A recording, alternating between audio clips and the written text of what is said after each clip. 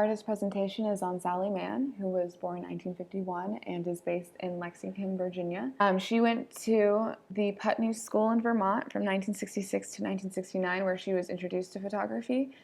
And after she went to Bennington College in Vermont for 2 years, and that's where she met her husband, Larry Mann, and finished her undergraduate work in Virginia at Hollins College in 1974. She graduated with a BA in English and in creative writing, and a year after, she got an MA in writing. Her study of photography, as I said, began at the Putney School, with nude images of classmates and landscapes being what she photographed. She studied photography also at the Prestegard Film School in 1971 and the Aegean School of Fine Arts, along with the Ansel Adams Yosemite Workshop in 1973. She worked for Washington Lee University as a photographer after she graduated, and her photos of the construction of the university's library were in her first solo exhibition held at the Corcoran Gallery of Arts in Washington, D.C.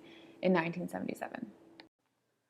Here's another picture of Sally Mann. Her work can be found in collections of the Museum of Modern Art in New York, the Art Institute of Chicago, and the National Gallery of Art in Washington, D.C., and the Los Angeles County Museum of Art. And these are just some of the museums that have her art in their permanent collections. She also has exhibited her work around the world in cities such as New York, Berlin, Chicago, Rome, and Tokyo. And she also published many of her series of photography in books, her most recent being Remembered Light in 2016 and Sally Mann, 1,000 Crossings in 2018. This picture is relevant because she uses a century-old 8 by 10 inch view camera for most of her work, starting in 1973. And in 1990, she would sometimes use a 2¼ inch square format camera with color film. In the late 90s, she would often use the collodion wet plate technique. She is best known for her black and white photography and uses, these enormous cameras and the glass plates doused in sticky collodion and then dipped into silver nitrate. So this process, the collodion wet plate process, is very prone to imperfections, but that is what she likes about it, and that is what she welcomes, as it makes her photos reminiscent of the past and, adds meaning to them.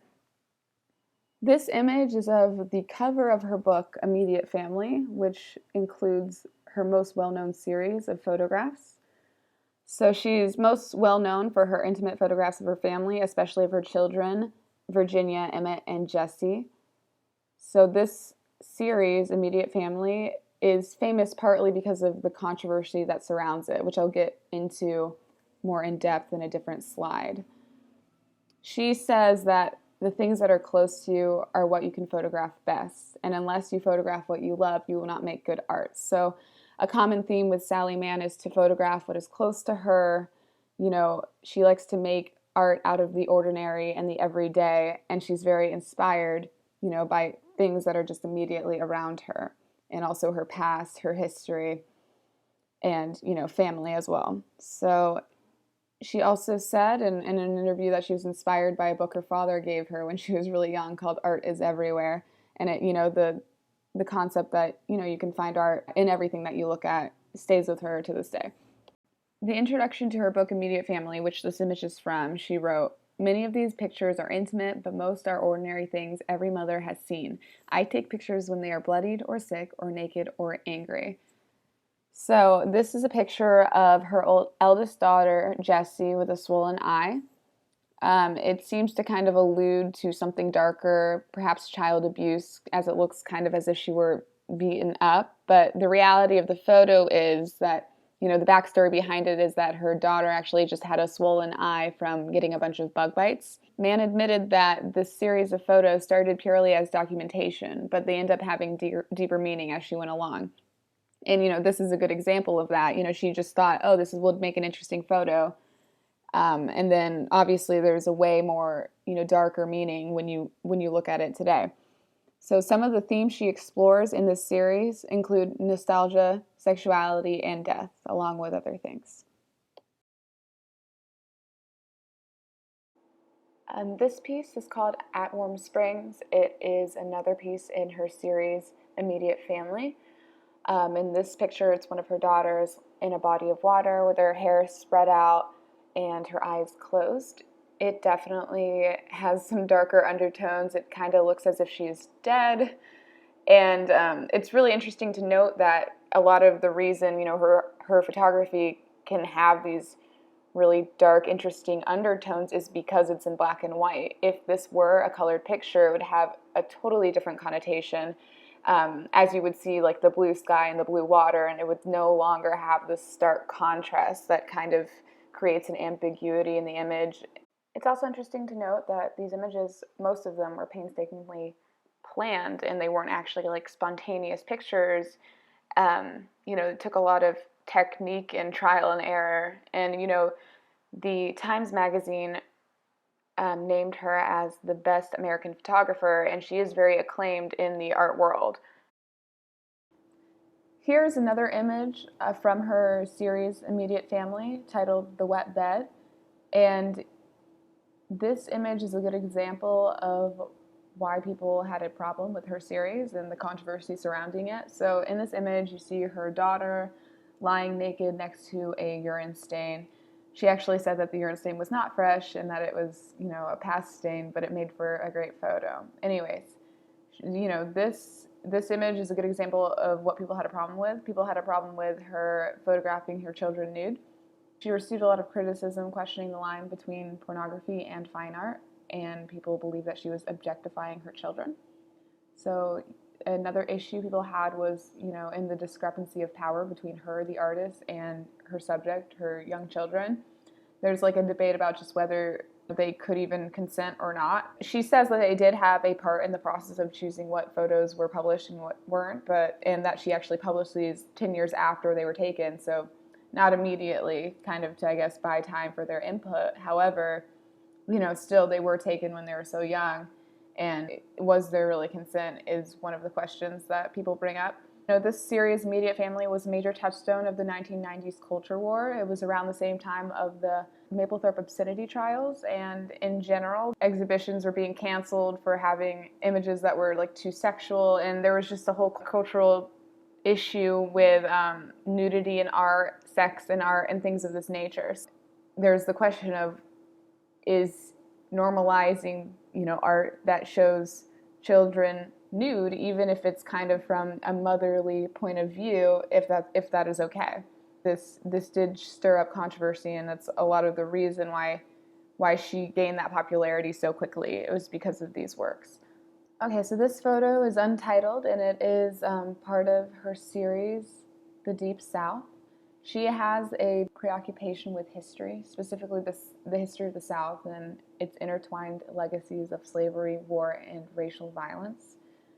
So she explores the southern landscape a lot. This picture was taken in Mississippi, but she also has pictures of ruined plantations, Civil War battlefields from Virginia, and she generally leaves out figures in these landscape pictures in order to kind of assert the ghostly presence in them, in the troubled past that surrounds them. In this picture specifically, she addresses the murder of Emmett Till.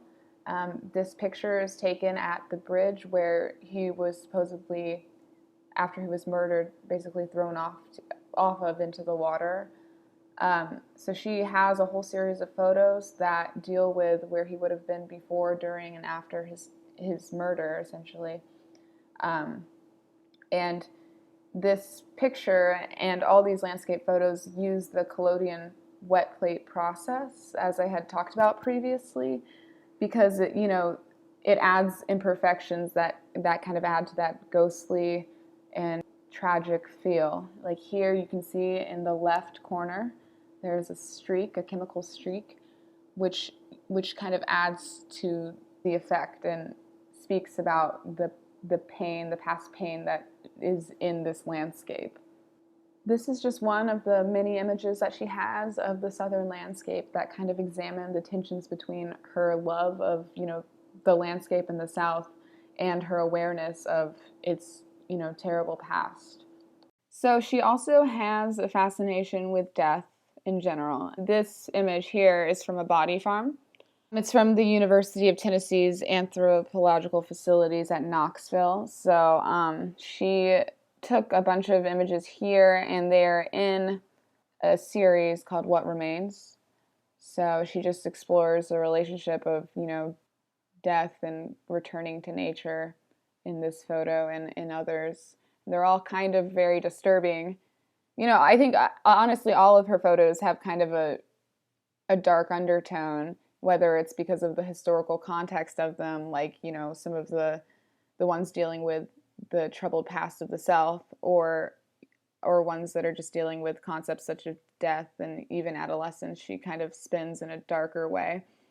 So this is just one of those images. There's a whole series, though, and some of them more kind of grotesque than this one, of people kind of melting back into the earth. I included this last slide to talk about what she is currently doing, and this is an image from her most recent exhibition in 2019 called A Thousand Crossings.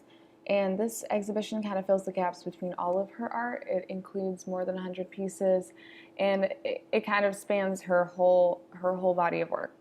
And it starts, with her children and adolescents, kind of like the images you would have seen in the immediate family. And then she goes on to show the southern landscapes and her exploration of the South and its troubled past.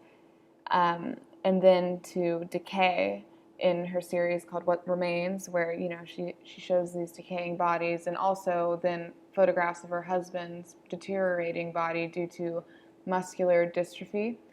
And then finally it ends with portraits of her children as young adults, and that's what's shown here. It's ambrotype portraits, and they kind of look like they're post-mortem. They have, they look as if they're dead. That's just kind of a walkthrough of her most recent gallery. She also has one called Remembered Light and Landscapes that is a smaller exhibition that focuses on her friend, Cy Twombly, who passed away, and also the southern landscape. My conclusion about her work, I'd say, I don't know, some of her photographs are just really beautiful and very genuine, and I think she deals a lot with, the cycle of life and the passage of time in her photography, and I feel like they're all very, very honest and intimate and very much worth looking at, and I would love to see these in person.